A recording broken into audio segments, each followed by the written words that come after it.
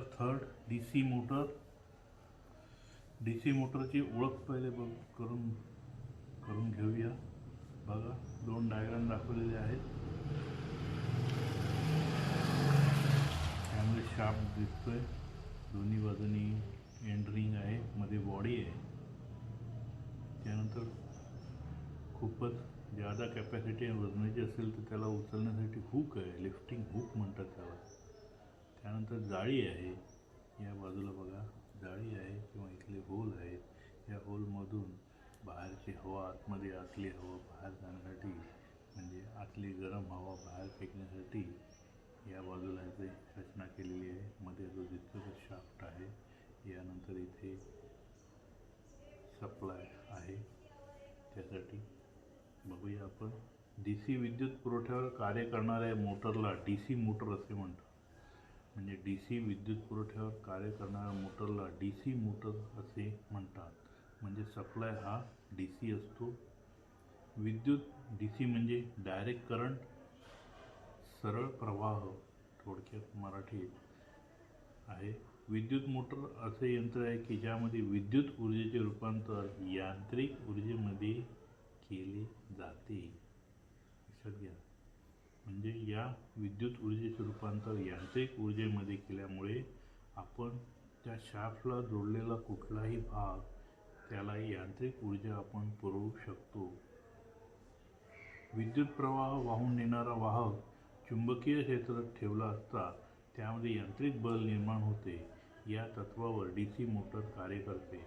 विद्युत प्रवाह वाहून नेणारा वाहक म्हणजे वाइंडिंग चुंबकीय, ही जी चुंबकीय क्षेत्रात जर ठेवला असता त्यामध्ये यांत्रिक बल निर्माण होते.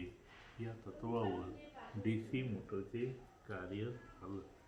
म्हणजे यामध्ये आर्मेचर जो आहे तो विद्युत प्रवाह आणि फील्ड वाइंडिंग हे विद्युत प्रवाह वाहून नेणारे काय वाहक आहे, म्हणजे वाइंडिंग आहे. व चुंबकीय हे जर हा जो वाहक आहे म्हणजे आर्मेचर आहे, हा फील्ड वाइंडिंगच्या चुंबकीय क्षेत्रात ठेवला असता त्यावर यांत्रिक बल निर्माण होते. आणि यांत्रिक बल म्हणजे या शाफ्टला जर आपण कुठलं अजून उपकरण जोडलं फिरण्यासाठी तर ते फिरत राहतं. या तत्वावर DC मोटर कार्य करते. DC मोटर फिरण्याची दिशा फ्लेमिंगच्या डाव्या हाताच्या नियमानुसार समजते. रचनात्मक दृष्टीने DC जनरेटर व DC मोटरमध्ये काहीच फरक नसतो, मात्र त्याचे कार्य भिन्न असते आहे. जनरेटरमध्ये यांत्रिक ऊर्जेचे रूपांतर विद्युत ऊर्जेमध्ये केले जाते. जनरेटरला मराठीत जनित्र म्हणतात. तर मोटरमध्ये विद्युत ऊर्जेचे रूपांतर यांत्रिक ऊर्जेत होते. फक्त रचना ही कार्य वेगळे आहेत, पण त्यामधले जवळजवळ सर्व पार्ट सारखे आहे.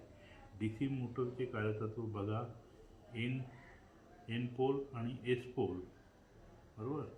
यामध्ये जेव्हा एक कायम चुंबक आहे समजा, तर यामध्ये किंवा यामध्ये जर आपण वायर गुंडाळली म्हणजे फील्ड वाइंडिंग ही गुंडाळल्यानंतर त्यामध्ये सप्लाय केल्यानंतर विद्युत चुंबकत्व निर्माण होतं. ते एन पासून एसकडे आपण पाठवलं असता. व हा जो मध्ये मला डॉट दिसतो, गोल दिसतो, तो आर्मेचर आहे. ते आर्मेचर ठेवला असता या आर्मेचरवर बल निर्माण होतं आणि आर्मेचर हा फिरायला लागतो. यामध्ये पॉझिटिव्ह निगेटिव्ह हा जो आहे भाग, यामध्ये बघा बाण दाखवलेले आहेत घड्याळाच्या काट्याच्या दिशेने. म्हणजे या आर्मेचरमध्ये सुद्धा चुंबकीय रेषा निर्माण होतात आणि त्यावर बल निर्माण होतं. एन आणि एस जेव्हा यामधून सप्लाय जातो आणि जेव्हा हा आर्मेचर हा जो मधला भाग कंडक्टर आहे तो भाग जेव्हा त्यामध्ये येतो त्यामुळे या चुंबकीय रेषांना वाहण्यात अडथळा निर्माण होतो. हा अडथळा जो आहे त्यामुळे या चुंबकीय रेषा वरच्या बाजूने वाकड्या स्थितीमध्ये परत स्वतःच्या म्हणजे वरच्या डायग्रामप्रमाणे यायला लागतात. परंतु हा वाहक मध्ये असल्यामुळे ह्याची फिरण्याची दिशा आहे ती खालच्या बाजूने येते आणि परत वरच्या बाजूने येते. आणि त्यानंतर दुसऱ्या डायरेक्शनने जेव्हा येते तेव्हा खालच्या बाजूने गर्दी झालेली असते, वरच्या बाजूने काय असते विरळ झालेले असतात चुंबकीय रेषा. कारण आर्मेचर काय करतो, कट करतो. जेव्हा हा कट करतो तेव्हा त्यामध्ये ताणल्यासारखी स्थिती निर्माण होते. वरच्या बाजूला गर्दी आहे, खालच्या बाजूला कमी आहे. वरच्या बाजूला विरळ आहे, खालच्या बाजूला गर्दी आहे. त्यामुळे गलोलीसारखी ताणलेली स्थिती निर्माण होते आणि त्यामुळे आर्मेचरवर बल निर्माण होतो आणि हा बल निर्माण झाल्यामुळे हा आर्मेचर फिरायला लागतो. परत बघा, डायग्रामप्रमाणे बघितलं आपण, ह्याच्याप्रमाणे बघू. DC मोटर पुढील कार्यतत्वावर कार्य करते. जेव्हा विद्युत प्रवाह वाहून नेणारा वाहक अथवा कॉईल, म्हणजे विद्युत प्रवाह वाहून नेणारा वाहक म्हणजेच यामध्ये आहे ती फील्ड वाइंडिंग नेणारा वाहक किंवा कॉईल चुंबकीय क्षेत्रामध्ये ठेवली असता, ही कॉईल चुंबकीय क्षेत्रात ठेवली असता त्यावर यांत्रिक बल निर्माण होते व तो गतिमान होतो. म्हणजे आर्मेचर या चुंबकीय क्षेत्रामध्ये ठेवला असता त्यावर यांत्रिक बल निर्माण होतो आणि तो घड्याळाच्या काठीच्या दिशेने फिरायला लागतो. हे निर्माण होणारे बल आकृतीत स्पष्ट केलेले आहे. समजा विद्युत प्रवाह वाहून नेणारी एक कॉईल चुंबकीय क्षेत्रात ठेवली असेल, म्हणजे विद्युत प्रवाह वाहून नेणारी चुंबकीय कॉईल, ही जी कॉईल आहे ती चुंबकीय क्षेत्रात ठेवली आहे. आता त्या ठिकाणी दोन ध्रुव चुंबकीय क्षेत्र निर्माण होतात, म्हणजे एन पोल आणि एस पोल तयार होतात. एक विद्युत प्रवाह वाहून नेणाऱ्या वाहकामुळे निर्माण झालेले चुंबकीय क्षेत्र व दुसरे मुख्य चुंबकीय क्षेत्र यांच्या परिणामामुळे वाहकाच्या वरील भागात जास्त चुंबकीय क्षेत्र व खालील भागात कमी चुंबकीय क्षेत्र निर्माण होते. त्यामुळे वाहकाचा वरील भाग खालच्या दिशेने ढकलला जातो. अशा पद्धतीने वाहकामध्ये बल निर्माण होते. या निर्माण होणाऱ्या बलाची दिशा फ्लेमिंगच्या डाव्या हाताच्या नियमानुसार ठरवता येते. आर्मेचरमध्ये अनेक वाहक विशिष्ट पद्धतीने बसवले असतात, त्यामुळे एकत्रित बल किंवा टॉर्क आर्मेचरमध्ये निर्माण होतो व आर्मेचर विशिष्ट गतीने विशिष्ट दिशेने फिरायला लागतो. फ्लेमिंगच्या डाव्या हाताचा नियम बघा, स्पष्ट दाखवला आहे. मोशन ऑफ कंडक्टर म्हणजे जो वाहक आहे फिरणारा, त्याची फिरण्याची दिशा या अंगठ्याच्या दिशेने असते, गोल गोल फिरते. डायरेक्शन ऑफ मॅग्नेटिक फील्ड म्हणजे हा चुंबकीय जी रेषा आहे किंवा क्षेत्र आहे त्याची फिरण्याची दिशा या पहिल्या बोटासारखी असते. तर डायरेक्शन ऑफ करंटची फिरण्याची दिशा खालच्या बाजूनी असते. हा नियम आहे. म्हणजेच DC मोटरचा जो निर्माण होणारा बल आहे, फोर्स आहे, त्याची दिशा ही फ्लेमिंगच्या डाव्या हाताच्या नियमाने ठरवता येते. या नियमाच्या आधारे मोटरमधील आर्मेचरची फिरण्याची दिशा निश्चित करता येते. डाव्या हाताचा अंगठा, पहिले बोट आणि मधले बोट एकमेकांच्या काटकोनात धरले असतात. जर पहिले बोट आहे ते चुंबकीय क्षेत्राची दिशा दर्शवत असेल आणि मधले बोट आहे ते कंडक्टरमधून वाहणाऱ्या प्रवाहाची दिशा दर्शवत असेल, तर अंगठा ही कंडक्टर फिरण्याची दिशा ठरवतो किंवा दर्शवतो. DC मोटरची रचना बघा, यामध्ये 4 पोल 1, 2, 3, 4 हा जो मधला आहे तो आर्मेचर आहे, बरोबर. त्यानंतर ही जी संपूर्ण बॉडी आहे या बॉडीला योक म्हणतात. हा स्टँड आहे. त्यानंतर यामध्ये जो भाग आहे तो मधला जो भाग आहे तो आर्मेचर आहे. हे जी दाखवलेली आहे ती आर्मेचर वाइंडिंग आहे. त्यानंतर हा सप्लाय आहे, हा पॉझिटिव्ह आणि निगेटिव्ह सप्लाय. हा बघा इथनं येतो, हा गोल गोल फिरून इथे येतो.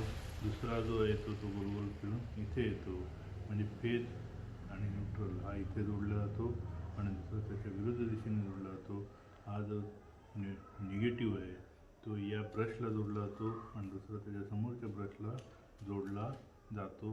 आणि त्यानंतर ही जी सर्किट आहे म्हणजे फील्ड वाइंडिंग आहे, ती वाइंडिंग काय म्हणजे सिरीजमध्ये जोडली जाते आणि त्याचे 2 कनेक्शन बाहेर काढले जातात. त्यानंतर यामध्ये पोल स्पेस, त्यानंतर फील्ड वाइंडिंग, नंतर ही कॅप आहे. या कॅपच्या साहाय्याने इथे ठेवलं जातं. हे मधला जो आर्मेचर आहे, हा जो भाग दाखवला आहे एकदम बारीक, तो शाफ्ट आहे, आर्मेचरचा शाफ्ट आहे. आणि ही जी दाखवली ती वाइंडिंग आहे, समोरचा भाग आहे वाइंडिंगचा. त्यानंतर DC मोटर व जनरेटरची रचना सारखी असते. DC मोटरचे प्रमुख 2 भाग, म्हणजे फील्ड कॉईल 1 2 3 4 ही जी आहे फील्ड कॉईल. पोलवर जी कॉईल हे जे 4 पोल आहेत लोखंडी त्याच्यावर सिरीजमध्ये फील्ड वाइंडिंग जोडलेली असते. Field winding. त्यानंतर हा जो मधला भाग आहे तो आर्मेचर विभाग. फील्ड वाइंडिंग हा मोटरचा स्थिर भाग असतो. योक फील्ड कॉईल पोल्स म्हणजे चुंबकीय ध्रुव याचा यामध्ये समावेश असतो. आर्मेचर विभागामध्ये हा भाग फिरणारा असतो. यामध्ये armature core, armature winding, commutator brushes इत्यादीचा समावेश होतो. मी 2 भाग केलेले आहेत. फील्ड कॉईल यामध्ये योक म्हणजे ही बॉडी, त्यानंतर फील्ड कॉईल ही जी कॉईल दाखवलेली आहे फिरणारी यावर गुंडाळलेली ती फील्ड कॉईल आणि पोल्स हे चुंबकीय ध्रुव 4 दाखवले NS दाखवलेलं आहे. त्यानंतर ही काय उचलण्यासाठी लिफ्टिंग अरेंजमेंट केलेली आहे हा गोल. त्यानंतर आर्मेचर विभागामध्ये फिरणारा भाग असतो. हा जो मधला दाखवतो आर्मेचर. त्यानंतर आर्मेचर कोअर आणि त्याच्या खाचेमध्ये आर्मेचर वाइंडिंग. त्यानंतर इथे या शाफ्टवर कम्युटेटर आणि ते ब्रशेस जोडलेले असतात. आपण पुढे बघूया. योक म्हणजेच बॉडी. मोटरचा बाह्य गोलाकार भाग म्हणजे बॉडी किंवा योक होय. योकचे प्रमुख कार्य कुठलं? योक या पोलला 1 2 3 4 या पोलला आधार देणे आणि मोटरमधील लहान भागाचे संरक्षण करणे म्हणजे आर्मेचर जो आहे त्या भागाचं संरक्षण करणे हे आहे. मोटरमधील लहान भागाचे संरक्षण करणे. त्यानंतर सगळ्यात महत्त्वाचं चुंबकीय सर्किट पूर्ण करणे म्हणजे ही जी वायरिंग दाखवलेली आहे ही बघा कुठे जोडलेली आहे. हे पॉझिटिव्हला इथे, ही बघा पॉझिटिव्हला इथे जोडलेली आहे. इथून जी निघालेली ती या बाजूने गेलेली आहे. परत ही दुसरं टोक निघालं ते या बाजूने केलेलं आहे आणि ते टोक परत इथं वळून कुठे जोडलेलं आहे इथे या वायरिंगला जोडलेलं आहे म्हणजे पॉझिटिव्ह आणि निगेटिव्ह सप्लायला. तर यामध्ये चुंबकीय सर्किट पूर्ण करणे म्हणजे हे जे ध्रुव आहे यावरची जी वाइंडिंग आहे जेव्हा याला सप्लाय आपण देतो तेव्हा त्यामध्ये चुंबकीय रेषा निर्माण होतात आणि ते चुंबकीय सर्किट पूर्ण करणे हे या योकचे कार्य आहे. यासाठी योक हा ॲल्युमिनियमपासून बनवत नाही तर हा कास्ट आयर्नपासून बनवतो. कारण चुंबकीय सर्किट पूर्ण केल्याशिवाय आर्मेचर फिरणार नाही. ज्या ठिकाणी वजनापेक्षा किमतीला जास्त महत्त्व आहे अशा छोट्या आकाराच्या मोटरमध्ये योक हे बिडापासून तयार बनवतात आणि मोठ्या आकाराच्या मोटरमध्ये कास्ट स्टील किंवा रोल्ड स्टीलपासून योक तयार केला जातो. म्हणजे लहान म्हणजे 1 2 3 4 ते 5 HP पर्यंत ह्या बिडापासून तयार करतात आणि त्याच्यापेक्षा जास्त मोठ्या आकाराचा जी मोटर असेल त्याचं योक किंवा बॉडी ही कास्ट स्टील किंवा रोल्ड स्टीलपासून तयार केली जाते. आधुनिक पद्धतीमध्ये स्टील शीट प्रेस करून योक बनवतात व शेवटी वेल्डिंग करतात. त्यानंतर योकवर टर्मिनल बॉक्स या बाजूला टर्मिनल बॉक्स असतो. त्याच्यामध्ये या वाइंडिंगची टोकं आलेली असतात. म्हणजे ही जी टोके आहेत त्यांना जोडण्यासाठी ही बॉक्स असतो. लेग्स आणि वेल्डिंगची इत्यादी असतात. अशाच पद्धतीने तयार केलेला योक यांत्रिकदृष्ट्या मजबूत आणि दीर्घकाळ टिकाऊ असतो. त्यानंतर फील्ड पोल. आतमध्ये हे जे 4 पोल दाखवले त्याची रचना बघा इथे दिलेली आहे स्पष्ट एकदम. यामध्ये हा जो आहे पोल शू म्हणजे याचा जो आकार आहे तो बुटासारखा असतो म्हणून याला पोल शू म्हणतात. फील्ड पोलवर म्हणजे हा फील्ड पोल आहे त्यावर कॉईल बसवतात. फील्ड पोल कास्ट स्टीलच्या चकत्यांपासून बनवतात व योकमध्ये बसवतात. म्हणजे हे जे फील्ड जे पोल आहेत 1 2 3 4 हे कशापासून बनवतात? सिलिकॉन स्टीलच्या किंवा कास्ट स्टीलच्या चकत्यांपासून बनवतात. म्हणजे ही जी फील्ड पोल्स आहेत फील्ड जे कोअर आहे ती कास्ट स्टीलच्या चकत्यांपासून बनवतात व ते योकमध्ये या बाजूला 4 बाजूला फिट करतात. या पोलमध्ये विद्युतरोधित तांब्याच्या तारापासून बनलेल्या कॉईल्स असतात. म्हणजे आतमध्ये हे पोल जे आपण गुंडाळलेलं असतो त्या विद्युतरोधित तांब्याच्या तारेपासून बनलेल्या कॉईल्स असतात. बरोबर. फील्ड पोलचा समोरील भाग आकृतीत दाखवल्याप्रमाणे असतो.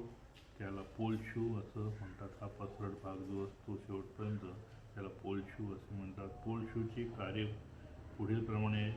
ते आतील पोकळीत फ्लक्स पसरवतात आणि हा जो मधला भाग आहे, पोकळी आहे, त्यामधला चुंबकीय रेषा फिरवण्याचं कार्य कोण करतं?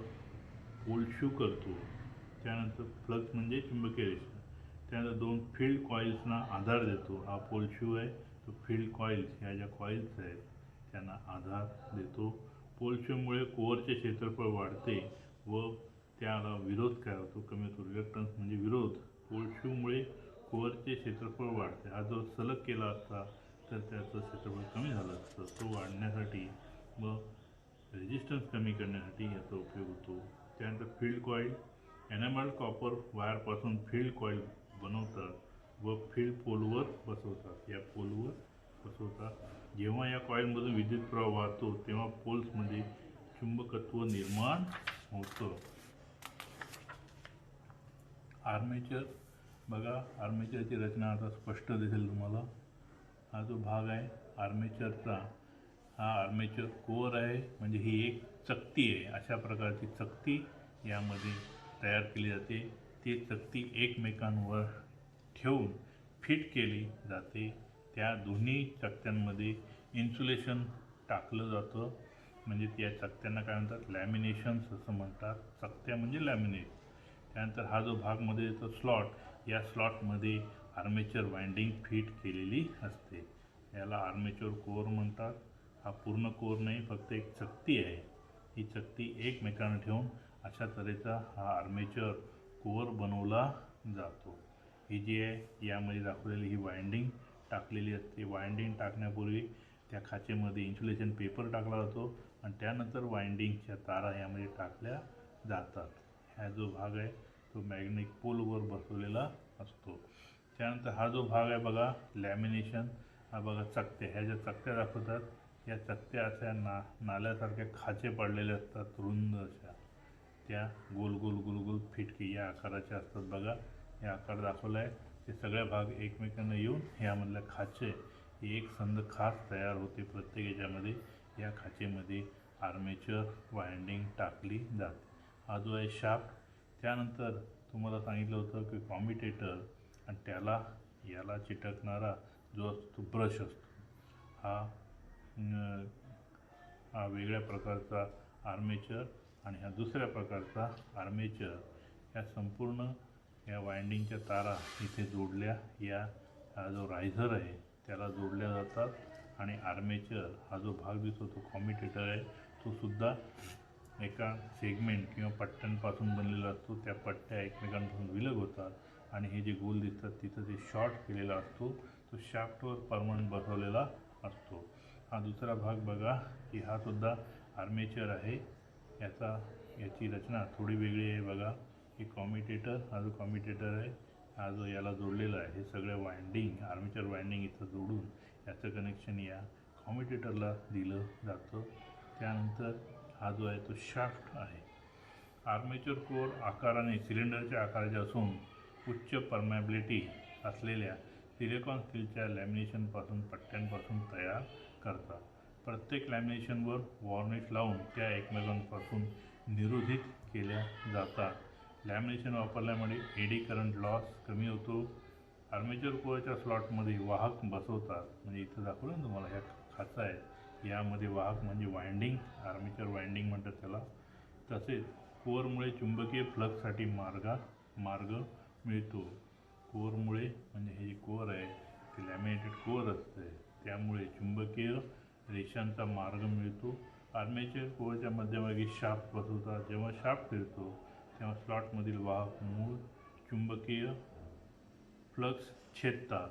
म्हणजे शाफ्ट फिरतो तेव्हा स्लॉटमधील वाहक मुख्य चुंबकीय रेषा किंवा चुंबकीय रेषा या ज्या आपण पाठीमागे बघितलेल्या आहेत, या निर्माण झालेल्या ज्या आहेत त्या छेदल्या जातात. हे मुख्य चुंबकीय क्षेत्र आणि यामुळे हे जे दाखवलेलं आहे ते आर्मेचरमुळे निर्माण झाले चुंबकीय क्षेत्र, यामध्ये टकराव होतो आणि त्यामुळे आर्मेचर निर्माण होऊन बल निर्माण होऊन आर्मेचर एका दिशेने फिरायला लागतो. Armature winding. विद्युतरोधित वाहक आर्मेचर स्लॉटमध्ये योग्य रीतीने बसवले असतात. त्यांना आर्मेचर वाइंडिंग असे म्हणतात। आर्मेचर वाइंडिंग नेहमी कॉइलच्या स्वरूपात तयार करतात व आर्मेचर स्लॉटमध्ये बसवतात। या कॉइलची टोके कॉम्युटेटरला म्हणजे इथे जोडली जातात। आर्मेचर वाइंडिंग लॅप किंवा वेव्ह या दोन प्रकारचे असतात। लॅप म्हणजे एकमेकांवर डबल वाइंडिंग बसवणे मध्ये इन्सुलेशन पेपर टाकून, आणि वेव्ह म्हणजे तरंग लांबी जसे लाटा कंटिन्यूअस असा पुढे पुढे पुढे जातात तसं हे वेव्ह वाइंडिंग असते।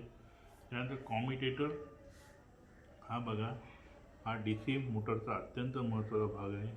कॉम्युटेटर गोलाकार असून, हा जो आहे तो गोलाकार असून कठीण तांब्याच्या विशिष्ट आकाराच्या पट्ट्यापासून, ह्या दिसतात त्या पट्ट्यांपासून तयार करतात। या पट्ट्या एकमेकांपासून अभ्रकाच्या या दोन पट्ट्यांमध्ये अभ्रकाचे पातळ शीट किंवा थर देऊन विद्युत रोधित केलेले असतात। प्रत्येक कॉम्युटेटर सेगमेंट आर्मेचर कंडक्टरला तांब्याच्या पट्टीने जोडलेले असतात। या पट्ट्यांना रायझर असं म्हणतात। हा जो भाग दिसतो यामध्ये आर्मेचर कंडक्टर या कॉम्युटेटरला जोडला जातो, तर त्याला काय म्हणतात, रायझर असे म्हणतात। कॉम्युटेटर आर्मेचरच्या एका बाजूला मेन शाफ्टवर बसवले असतात आणि ते आर्मेचर वाइंडिंग सोबत फिरते। कॉम्युटेटरला जोडलेल्या प्रत्येक आर्मेचर कंडक्टरला त्याच्यामार्फत विद्युत प्रवाह दिला जातो। म्हणजे इथे ब्रश आहे, ब्रशला सप्लाय दिला जातो। बघा इथं डायग्राममध्ये बघा की सप्लाय हा कुठे दिलेला आहे, ब्रशला।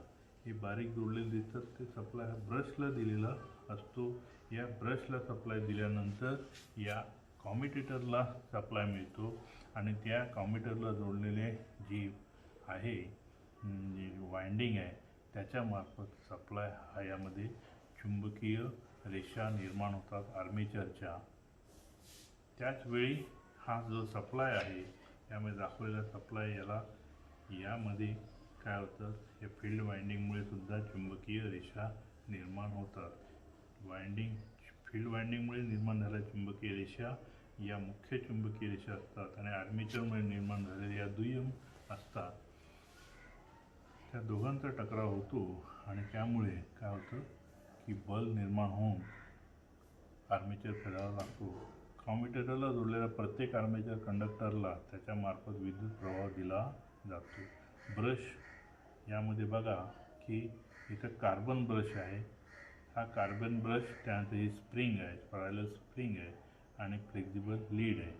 या लीडमार्फत या कॉम्युटेटरला सप्लाय दिला जातो। ही लिव्हर आहे, त्यानंतर ॲडजस्टेबल फॉर स्प्रिंग टेन्शन हे ॲडजस्ट करता येतं, कारण हा जो ब्रश आहे तो कॉम्युटेटरवर काय होतो, सतत घासला जातो। या घासल्यामुळे कॉम्युटेटरला सप्लाय मिळतो आणि तो सप्लाय आर्मेचर वाइंडिंगला मिळतो। कॉम्युटेटर, आता ब्रश बघा, ब्रश कार्बनपासून बनलेले असतात, काळे असतात, झिजणारे असतात। कॉम्युटेटर आणि ब्रशच्या साहाय्याने DC मोटरला विद्युत पुरवठा दिला जातो। ब्रशच्या साहाय्याने फिरत्या कॉम्युटेटरला विद्युत पुरवठा केला जातो। ब्रशेस हाय ग्रेड कार्बन, ग्राफाइट किंवा तांब्यापासून बनवलेले असून ब्रश होल्डरमध्ये कॉम्युटेटर विशिष्ट स्थितीमध्ये बसवतात। ब्रश होल्डर किंवा रॉकरच्या साहाय्याने एंड प्लेटवर बसवतात।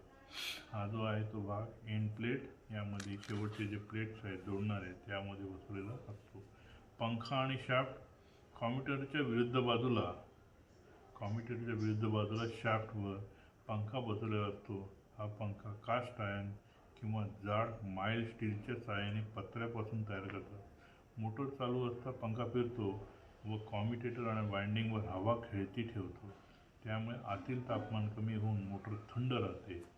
मोटरचा शाफ्ट साधारणतः फोर्ज माइल्ड स्टील पासून तयार केलेला असून त्यावर आर्मेचर पंखा, कॉम्युटेटर, बेरिंग बसवलेले असतात। अशा तऱ्हेने DC मोटरची काय आधी रचना झालेली आहे। त्यानंतर DC मोटरचे 3 प्रकार आहे, DC सिरीज, DC शंट आणि DC कंपाऊंड।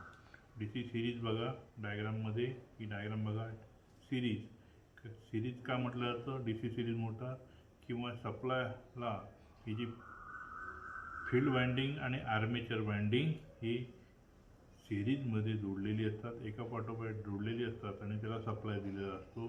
फील्ड वाइंडिंगला सप्लाय मिळतो आणि तो सप्लाय या आर्मेचरला मिळतो. आर्मेचरचं दुसरं टोक परत निगेटिव्हला जोडलं जातं, म्हणून याला काय म्हणतात, DC सिरीज मोटर असं म्हणतात. पॉझिटिव्ह आणि निगेटिव्ह, पॉझिटिव्ह आणि निगेटिव्ह असेल तर DC सप्लाय समजला जातो, नसेल तर या तऱ्हेने म्हणजे सायकलच्या स्वरूपात असतो त्याला काय म्हणतात, AC सप्लाय असं म्हणतात. त्यानंतर या DC सिरीजमध्ये बघा, या सिरीज मोटरमध्ये आर्मेचर आणि फील्ड वाइंडिंग एकसर पद्धतीने जोडलेले असतात, त्या मोटरला DC सिरीज मोटर असे म्हणतात. सिरीज फील्ड वाइंडिंग कमी रेजिस्टन्स असतो, कमी वेळे घेतलेले असतात व जाड तारेचे असतात. बघा, ही जी डायग्राममध्ये दाखवले सिरीज फील्ड, ही याचे वेळे काय असतात, जादा असतात, रेजिस्टन्स कमी असतो आणि कमी वेळे घेतलेले असतात, पण ती जाड तारेची असते. म्हणजे जाड तार जेवढी असेल त्याचा रेजिस्टन्स कमी असतो, त्यामुळे ती कमी रेजिस्टन्ससाठी कमी वेळे घेतलेले असतात. रेजिस्टन्स हा जो आहे तो वेड्यांची म्हणजे तारेची लांबी आणि जाडी यानुसार बदलतो. जेवढी जाड असेल तेवढा रेजिस्टन्स कमी, जेवढे कमी वेळे असतील तेवढा रेजिस्टन्स कमी आहे. DC सिरीज मोटरचा सुरुवातीचा टॉर्क खूप जास्त असतो, म्हणजे टॉर्क म्हणजे DC सिरीज मोटरचा सुरुवातीचा टॉर्क खूप जास्त म्हणजे जास्त लोड घेऊन मोटर ही आपण चालू करू शकतो, म्हणजे सुरुवातीचा टॉर्क खूप जास्त असतो. DC सिरीज मोटरमध्ये लोड नसताना अत्यल्प विद्युत प्रवाह वाढतो, त्यामुळे सिरीज फील्डमध्ये अल्प प्रमाणात चुंबकीय रेषा निर्माण होतात व त्यामुळे मोटरची गती वाढते. कारण मोटरची गती फ्लक्सच्या व्यस्त प्रमाणात बदलते, म्हणजे चुंबकीय रेषा जादा निर्माण झाल्या तर मोटरची गती कमी होते आणि चुंबकीय रेषा जर जादा निर्माण झाल्या म्हणजे करंट जर जादा झाला तर मोटरची गती काय होते, कमी होते. मोटर प्रचंड व धोकादायक रीतीने फिरू लागते, म्हणून DC सिरीज मोटर लोडशिवाय चालू करू नये. या मोटरला सतत लोड जोडलेला असावा. जेव्हा सुरुवातीचा टॉर्क अत्यंत उच्च आवश्यक आहे अशा ठिकाणी ही मोटर उपयुक्त ठरते.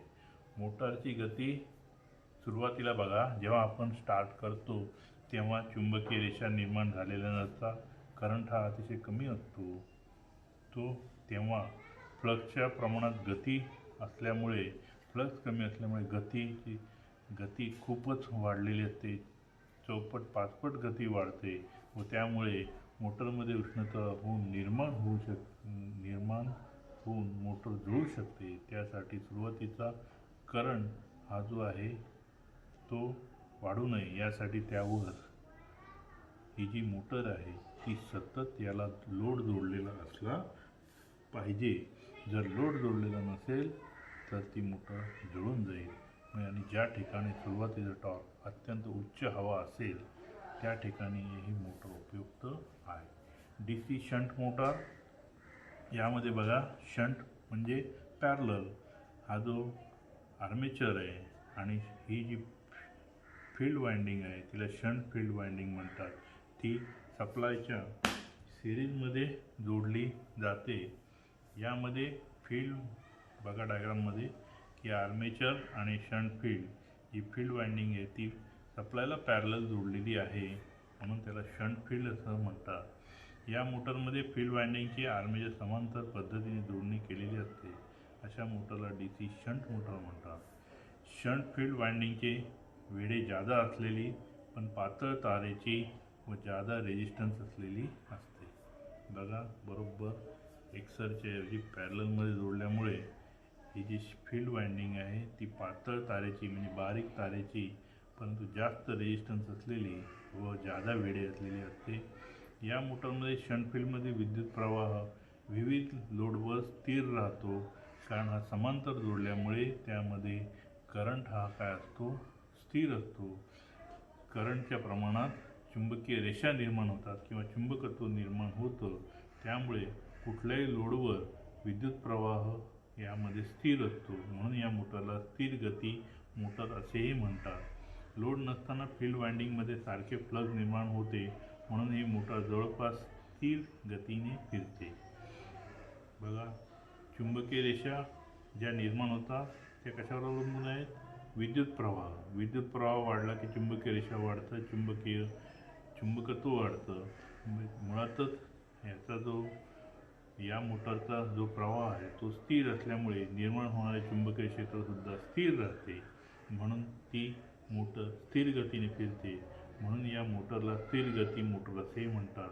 ज्या ठिकाणी सुरुवातीचा टॉर्क मध्यम असतो, उच्च नसतो, मध्यम असतो व स्थिर गती हवी असेल अशा ठिकाणी या मोटरचा वापर केला जातो. कंपाऊंड मोटर म्हणजे शंट आणि सिरीज याची जोडणी, म्हणजे याची सिरीज आणि शंट फील्ड वाइंडिंग आणि आर्मेचर याची जोडणी आकृतीत दाखवल्याप्रमाणे केलेली असते. म्हणजे शंट आणि सिरीज या दोन मोटरचे यामध्ये मिश्रण आहे. म्हणजे दोघांचे फायदे यामध्ये घेण्यासाठी याची किंमत जास्त असते, कारण वाइंडिंग एक वाढते. हा बघा, इथं फील्ड वाइंडिंग आहे आणि ही सिरीज वाइंडिंग आहे. आणि त्या म्हणजे थोडक्यात इथपर्यंत घेतलं तर ही काय आहे, शंट मोटर आहे. आणि इथपर्यंत घेतलं तर ही सिरीज वाइंडिंग किंवा सिरीज मोटर आहे. याला काय म्हणतात? क्युम्युलेटिव्ह कंपाऊंड मोटर असे म्हणतात. क्युम्युलेटिव्ह कंपाऊंड मोटर म्हणजे यामधला जे चुंबकीय रेषा ही बाण दाखवलेली आहे ती एकाच दिशेने म्हणजे फील्ड वाइंडिंगमध्ये निर्माण होणारं चुंबकत्व आणि या शंट वाइंडिंगमुळे निर्माण होणारं चुंबकत्व एकाच दिशेने वाहते. म्हणजे चुंबकामध्ये काय होते? वाढ होते. त्यामुळे उच्च स्टार्टिंग टॉर्क आणि उच्च गती यावर मिळते. क्युम्युलेटिव्ह कंपाऊंड मोटर, या मोटरमध्ये सिरीज फील्ड व शंट फील्ड वाइंडिंगमध्ये विद्युत प्रवाह एकाच दिशेने वाहतो अशा मोटरला क्युम्युलेटिव्ह कंपाऊंड मोटर असे म्हणतात. या प्रकारच्या मोटरमध्ये सिरीज आणि शंट मोटरची वैशिष्ट्ये आढळतात. या मोटरचा सुरुवातीचा टॉर्क उच्च असूनही लोड नसताना मोटर ही जळत नाही किंवा धोकादायक रीतीने प्रचंड गतीने फिरत नाही. कारण दोघांची यामध्ये वैशिष्ट्य यामध्ये साठवलेली असतात. याची सर्किट डायग्राम आकृती दाखवल्याप्रमाणे असते. नंतर डिफरेन्शियल कंपाऊंड मोटर याची रचना बघा कशी आहे. यामध्ये फील्ड वाइंडिंग हे उलटी जोडलेले आहे, बाकी सेम आहे. फील्ड वाइंडिंगची जी जोडणी आहे, पॉझिटिव्ह सप्लाय आहे, हा दुसऱ्या टोकाला जोडलेला आहे. आणि पहिलं ते आर्मेचर आणि फील्ड वाइंडिंग शंट फील्ड वाइंडिंगला जोडलेलं आहे.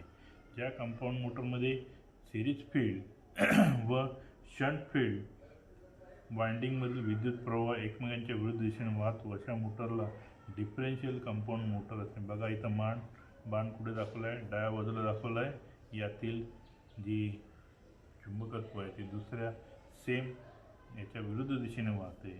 त्यामुळे यामध्ये निर्माण होणारे चुंबकत्व एकमेकांच्या विरुद्ध दिशेने कार्य करते. त्यामुळे सिरीज फील्ड वाइंडिंग शॉर्ट करावी लागते.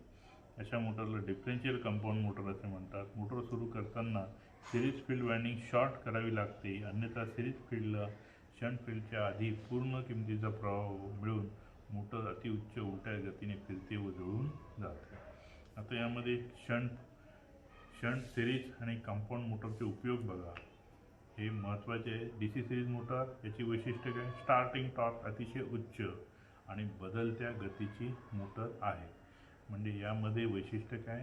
तर स्टार्टिंग टॉर्क उच्च आहे, बदलत्या गतीची मोटर आहे. उपयोग, ज्या ठिकाणी लोड जास्त आहे, सुरुवातीलाच लोड जास्त आहे, त्या ठिकाणी याचा उपयोग होतो. इलेक्ट्रिक ट्रॅक्शन म्हणजे railway engine, trolley, car, crane, hoist म्हणजे वर जाण्यासाठी जी स्पीडनी जात असते, त्यानंतर ट्रॅम, कन्व्हेक्टर बेल्ट आणि एलिव्हेटर म्हणजे वर जाण्यासाठी जी लिफ्ट वगैरे वापरली जाते, त्या ठिकाणी या DC सिरीज मोटरचा वापर केला जातो. DC shunt motor starting torque मध्यम असते. आणि दुसरं म्हणजे वैशिष्ट्य कायम गतीची मोटर आहे. कायम गतीने चालवण्याच्या यंत्रामध्ये lathe machine, centrifugal pump, machine tool, blower fan, reciprocating machine या ठिकाणी याचा उपयोग केला जातो. Cumulative compound motor starting torque उच्च असतो, बदलत्या गतीची मोटर असते. बरोबर. बदलत्या लोडवर कायम गतीसाठी पंचिंग मशीन, शेअरिंग मशीन म्हणजे कापण्याची, एलिव्हेटर वर जाण्याचे, convector rolling mill, drill machine, printing machine, jaw crusher इत्यादीसाठी. कंपाऊंड मोटर डिफरन्शियल सर्व लोडवर कायम गती पाहिजे असेल त्या ठिकाणी वापरला जातो. संशोधन व प्रायोगिक कार्यासाठी उपयोग बॅटरी चार्जिंग व बूस्टरसाठी उपयोग केला जातो.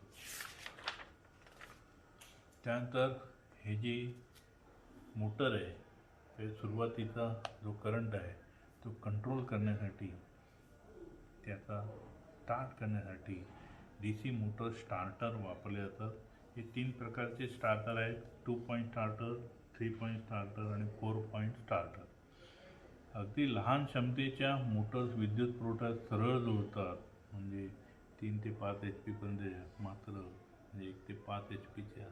मात्र जादा क्षमतेच्या मोटर्स सुरुवातीला निर्माण होणारा जास्त विद्युत प्रवाह नियंत्रित करण्यासाठी आकृती दाखवल्याप्रमाणे स्टार्टर जो आहे जोडतात. बघा डायग्राम इथं.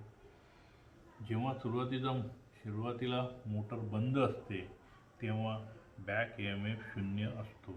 म्हणजे बॅक EMF म्हणजे आर्मेचरमध्ये निर्माण होणारा जो EMF आहे किंवा व्होल्टेज आहे तो 0 असतो. म्हणजे सुरुवातीला जर 440 व्होल्ट आपण जर याला सप्लाय दिला तर त्याच्या विरुद्ध दिशेने कुठलाही अडथळा निर्माण होत नाही. आर्मेचरचा रेजिस्टन्स अतिशय कमी असतो, त्यामुळे आर्मेचरमधून वाहणारा प्रवाह हा प्रवाह 4 ते 5 पट वाहतो आणि त्यामुळे आर्मेचर जुळून जाते. साधारणतः सुरुवातीला हा विद्युत प्रवाह फुल लोड प्रवाहाच्या 5 ते 6 पट असतो. एवढा मोठा विद्युत प्रवाह आर्मेचर सहन करू शकत नाही, त्यामुळे आर्मेचर जळण्याची शक्यता असते, जळतो. याचा परिणाम लाईनवरील फ्युजेस, विद्युत प्रवाह जोडलेले लोड इत्यादी होतो. याचे DC मोटर स्टार्टर शिवाय कधीही सुरू करू नये. स्टार्टरमधील रेजिस्टन्स सुरुवातीला वाहणारा जास्त विद्युत प्रवाह नियंत्रित करतो. म्हणजे सुरुवातीचा प्रवाह नियंत्रित करणे हे स्टार्टरचा उद्देश आहे.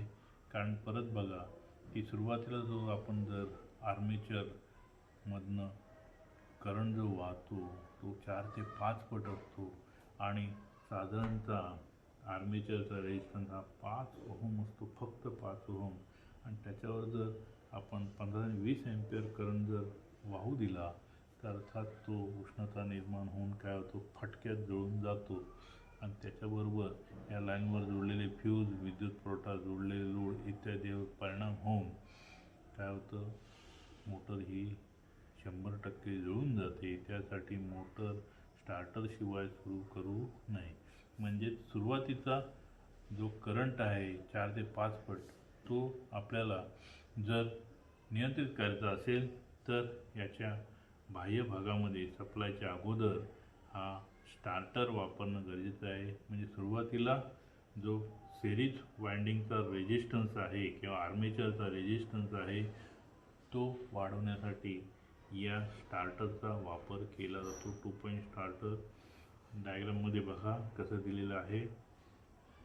या स्टार्टरचा उपयोग केवळ DC सिरीज मोटर सुरू करण्यासाठी होतो. 2 पॉईंट, 3 पॉईंट व 4 पॉईंट स्टार्टरची मूळ रचना एकसारखीच असते. फक्त या स्टार्टरची लाईन व फील्ड हे 2 पॉईंट असतात. F टर्मिनल म्हणजे आर्मेचर व फील्ड वाइंडिंग. F म्हणजे आर्मेचर आणि फील्ड वाइंडिंग. F टर्मिनल म्हणजे आर्मेचर व फील्ड वाइंडिंगच्या सिरीज जोडणीचे एक टोक होय. पॉईंट L हे पुढे ओव्हरलोड रिलीज ओव्हरलोड कॉईल किंवा ओव्हरलोड कॉईल, ही जी ओव्हरलोड कॉईल आहे त्याला जोडला जातो. L हे पुढे ओव्हरलोड रिलीज इलेक्ट्रोमॅग्नेटला किंवा ओव्हरलोड कॉईलला जोडलेले असतात. या OLCचे दुसरे टोक स्टार्टरच्या हँडलला, हा जो हँडल आहे स्टार्टरच्या हँडलला जोडले असतं. या हँडलला कंट्रोल करण्यासाठी स्प्रिंग दिलेली असते. हे हँडल स्प्रिंगच्या विरोधात त्याच्या दुसऱ्या बाजूकडे सहजपणे, म्हणजे हा हँडल आहे, हे जे रेजिस्टन्स आहे त्यावर हे सहजपणे फिरते, सहजपणे फिरू शकते. ही स्प्रिंग तिच्या प्रेरणेने हँडल पुन्हा ऑफ स्थितीमध्ये परत आणते. म्हणजे आपण जर यामध्ये चालू केला आणि सप्लाय जर बंद झाला तर तो स्प्रिंगच्या सहाय्याने हा स्टार्टर जो हँडल आहे तो त्याच्या मूळ स्थिती येतो. मूळ स्थितीत स्टड 1 पासून जेव्हा आपण याला सप्लाय सुरू करतो, स्टार्टरचं बटन प्रेस करतो, तेव्हा हा जो हँडल आहे तो पुढे पुढे पुढे स्टडवर फिरवत जातो. जसजसा आपण स्टडवर फिरवत जातो तसतसा पुढे पुढे गेल्यानंतर पाठीमागचा जो रेजिस्टन्स आहे तो कट होत जातो, वेग याचा वाढत जातो आणि शेवटी फुल लोडवर ही मोटार चालू राहते. नो होल्ड कॉईल जी आहे ती नो होल्ड कॉईल म्हणजे प्रमाणापेक्षा जास्त नाही. जर सप्लाय बंद मध्येच पडला तर यामध्ये चुंबकत्व नष्ट होतं आणि याला जोडलेला जो हँडल आहे तर त्याच्या मूळ स्थिती मिळतो आणि सप्लाय काय होतो, ऑफ होतो. स्टार्टिंग रेजिस्टन्स हा पूर्णपणे आर्मेचरच्या सिरीजमध्ये हा जो भाग आहे तो सगळा आर्मेचरच्या सिरीजमध्ये जोडलेला असतो, कारण मुळातच स्टार्टरचा उद्देश हा आर्मेचरचा रेजिस्टन्स तात्पुरत्या कारणासाठी वाढवणे असा आहे. त्यामुळे त्याच्या सिरीजमध्ये हा स्टार्टिंग रेजिस्टन्स हा सिरीजमध्ये असतो आणि NBC स्टार्टर 2 महत्त्वाचे संरक्षणात्मक भाग आहे. परत एकदा बघा, हा NBC आणि हा OLC ओव्हरलोड कॉईल. जर प्रमाणापेक्षा जर मोटरवर लोड जादा आला अचानक तर हा जो प्लंजर आहे तो वरच्या बाजूला येतो आणि हा जो शॉर्ट होतो, शॉर्ट झाल्यामुळे काय होतं, याच्यामधली जी चुंबकीय शक्ती आहे ती नष्ट होते आणि हा जो हँडल आहे त्याच्या ओरिजिनल स्थितीमध्ये येतो. जर अचानक प्रवाह खंडित झाला तर यामधला हे NBC coil no hold coil आहे त्यामधलं जो करंट आहे तो शून्य होतो आणि त्यामुळे जे चुंबकत्व नष्ट झाल्यामुळे चुंबकीय शक्ती याची शक्ती नष्ट झाल्यामुळे हा जो स्प्रिंगच्या सहाय्याने हँडल त्याच्या ओरिजिनल स्थितीमध्ये येतं आणि मोटर संरक्षण होते. परत बघा, सुरुवातीला हँडल ऑफ स्थितीमध्ये असतं, यामध्ये मोटरला DC सप्लाय दिला जातो.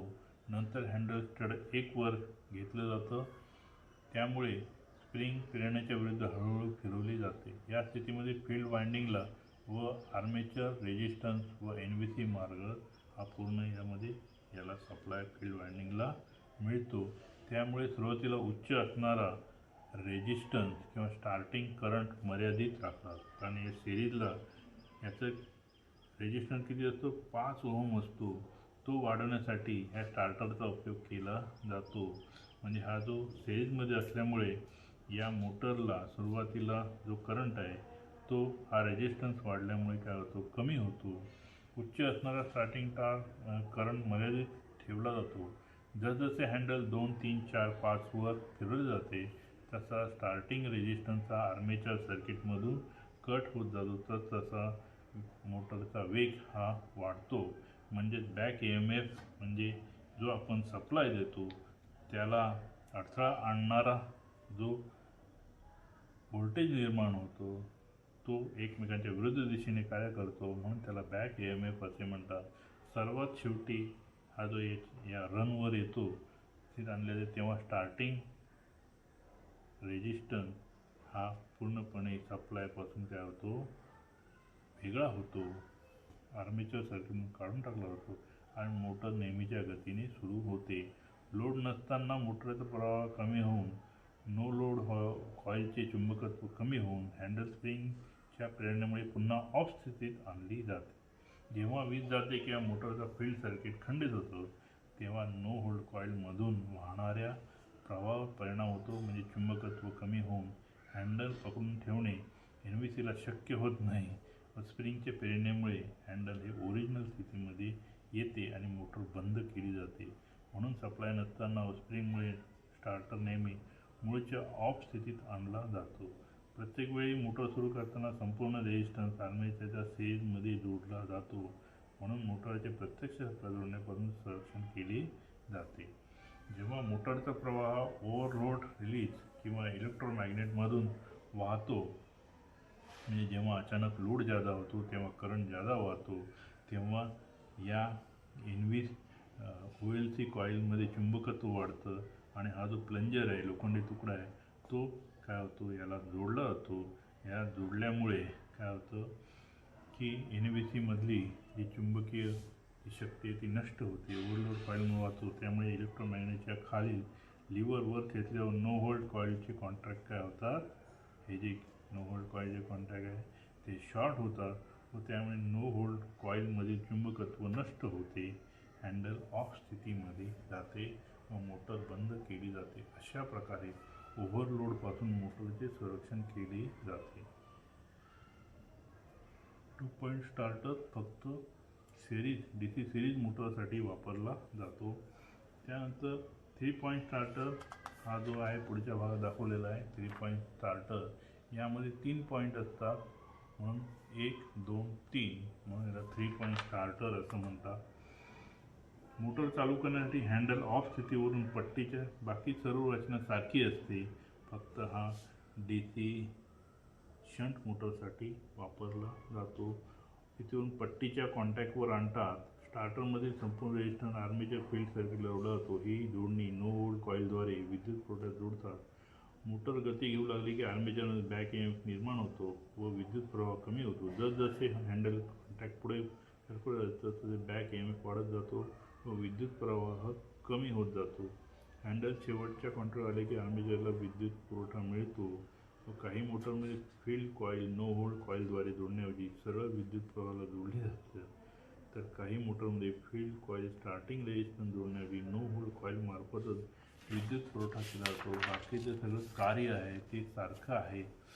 बघा, या मोटरमध्ये नो होल्ड कॉईल मी जी दाखवली नो होल्ड कॉईल आणि फील्ड वाइंडिंग हे सिरीजमध्ये जोडले जाते. नो होल्ड कॉईल आणि फील्ड वाइंडिंग ही सिरीजमध्ये बघा, ही सिरीजमध्ये जोडलेली आहे. मी बोट फिरवतो तसं बघा, ही फील्ड वाइंडिंग यामध्ये अशी सर्विस यामध्ये जोडली जाते.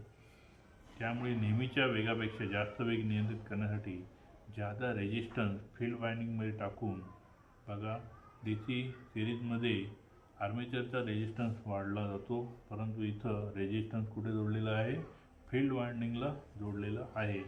जादा रेजिस्टन्स फील्ड वाइंडिंग टाकून फील्ड प्रवाह कमी केला जातो, पण यामुळे NVCचा प्रवाह कमी होऊन चुंबकत्व देखील कमी होते. चुंबकत्व कमी झाल्यामुळे हँडल रन स्थितीमधून ऑफ स्थितीमध्ये येऊन मोटरही बंद पडते.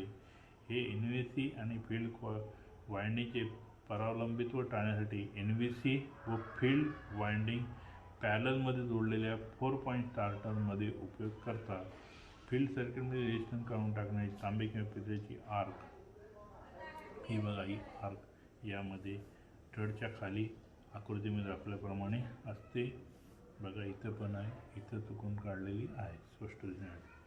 4 पॉईंट स्टार्टर बघा, यामध्ये कंपाऊंड मोटरसाठी 4 पॉईंट स्टार्टरचा वापर केला जातो.